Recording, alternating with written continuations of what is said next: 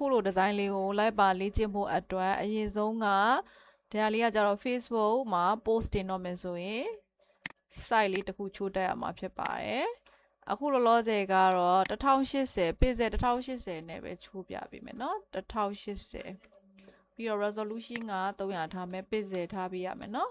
ပြီးရင်ကိုအကြိုက်ဆုံးကာလာပေါ့เนาะကိုအကြိုက်ဆုံးကာလာကိုဒီနေရာမှာအယောင်ဆက်ရမှာဖြစ်ပါတယ်ကိုအသုံးပြုခြင်းနဲ့ပုံပေါ်မှာမူတည်ပြီးကိုကအသုံးပြုခြင်းတာဘယ်လိုပုံလေးလဲဥပမာဆို Google ကနေ search လုပ်ထားတယ်ကိုကဒီဟာလေးသုံးနေတယ်ဆိုဒါလေးကို copy ယူလိုက်ယူပြီးတဲ့အခါမှာအယောင်ဆက်မယ်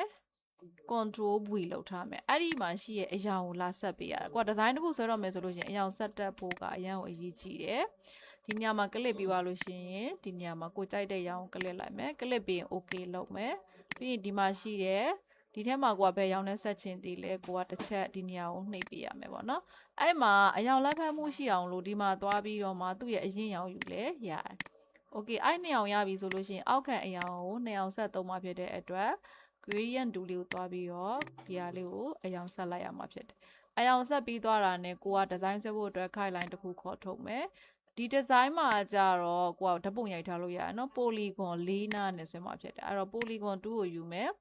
polygon 2ကိုယူပြီးတော့4နားသုံးမှာဖြစ်တဲ့အတွက်ဒီ option bar မှာအနားကို4နားယူမယ် shape ပြီးတော့ကြတော့ stroke ကကိုသုံးမဲ့ရအောင် click မယ်ပေါ့နော် click ပြီးသွားရင်ရပြီဒီလိုလေး guideline လေးပေါ်မှာဒီလိုထောင်ပြီးတော့ဆွဲမယ်ဒါမှ align ညီမှာဖြစ်ပါတယ်အဲ့တော့ကိုသုံးမဲ့ပုံကအနားရောင်ထူနေရဆိုရင် polygon 2ကိုပြန်ယူပြီးတော့အနားကိုအထူအပါလုပ်ပေးရမှာဖြစ်ပါတယ်အနားကိုအထူပါလုပ်ပြီးသွားတဲ့အခါမှာဘာဆက်လုပ်လို့ရလဲဆိုတော့မြားကိုယူမယ် move to ကိုယူပြီးတော့ design ကိုချိန်ရမှာဖြစ်တယ်ပြီးတော့ alter ကိုဖိပြီးတော့ဒီ design လေးပွားမယ်ပြီးတော့ polygon 2ကိုယူပြီးတော့ကိုကြိုက်တဲ့အရာကိုပြန်ချိန်မယ်ကိုကဒီထဲမှာအယောင်ရဖို့အတွက်မရှိနေဘူးဆိုရင် foreground မှာအယောင်တရားကိုအရင်ဆုံးပြောင်းလိုက်ရမှာဖြစ်တယ်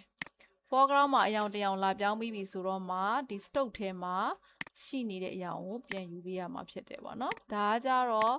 အယောင်ကိုကြိုက်တဲ့ပုံလေးကနေပြီးတော့ဆွဲထုတ်ပြီးတော့ဆက်တဲ့နည်းကိုပြောပြပေးနေရဖြစ်တယ်ဒီဇိုင်းဆွဲတဲ့အခါမှာဒီနည်းကိုသိရင်အရင်ကိုအဆင်ပြေတာဖြစ်တယ်နောက်တစ်ချက်ကဒီနေရာမှာ polygon 2တစ်ခုကိုဆွဲမယ်ပေါ့နော်ဆွဲတဲ့အခါမှာအနားရောင်ပြီးတော့ဘာသုံးမလဲဆိုအနားရောင်မသုံးတော့ဘူးဆိုရင်ဒီနေရာမှာ name လုပ်ပေးမယ်ပြီးတော့ fade မှာအယောင်ယူပြီးတော့ကိုသုံးကျင်တဲ့ဒီမှာ design ဒီလိုသုံးပုံဆွဲရမှာဖြစ်တဲ့အတွက်ဒါလေးကိုဒီလိုထောင်ပြီးတော့ဆွဲရမှာဖြစ်ပါတယ်ဖိုင်ရှည်တွေကတော့ YouTube မှာကြည့်ရင်လည်းတင်ပေးမှာပါเนาะ YouTube မှာလည်း channel ရှိပါတယ်ကိုကတော့ဒါလေးကအကယ်၍မိနစ်ပြည့်သွားရဲဆိုရင် YouTube မှာပြောင်းကြည့်ပေးလို့ရတယ်เนาะဟုတ်ပြီဒီထဲကိုကပုံလေးထည့်ချင်တာဆိုရင်ဒီ3ခုကို layer ပေါင်းမယ် Control E ဖြစ်ပါတယ်ဒီပုံလေးကိုအပေါ်ပို့မယ်အခြေခံသဘောတရားတွေမသိရင်တော့ဒီပုံလေးကလိုက်ပါလေ့ကျင့်လို့ရမှာမဟုတ်ဘူးเนาะစာအုပ်လေးတွေဝယ်ပြီးတော့လေ့လာလို့ရသလိုအခုလိုမျိုးပညာဒါနဖိုင်နေနဲ့အခြေခံတင်ထားတဲ့ဟာလေးတွေကိုလိုက်ပါလေ့ကျင့်လို့ရတယ် layer 1ပေါ်မှာ right click ပြီးတော့ create clipping mask လုပ်ပေးရမယ်ပေါ့နော်ပြီးပြီဆိုရင်တော့ကိုကြိုက်တဲ့စာကိုရိုက်လိုက်လို့ရပါပြီဒီပုံလေးကိုလိုက်ပါလေ့ကျင့်ပြီးတော့မရှင်းတာရှင်းရင်ပြန်ပြီးတော့မေးထားခဲ့လို့ရပါတယ်စာအုပ်လေးမှာယူလေ့လာခြင်းနဲ့ဆိုလို့ရှိရင်လည်း Photoshop စာအုပ်လေးကိုမှာယူလေ့လာဖို့ highlight လို့ရပါတယ်เนาะ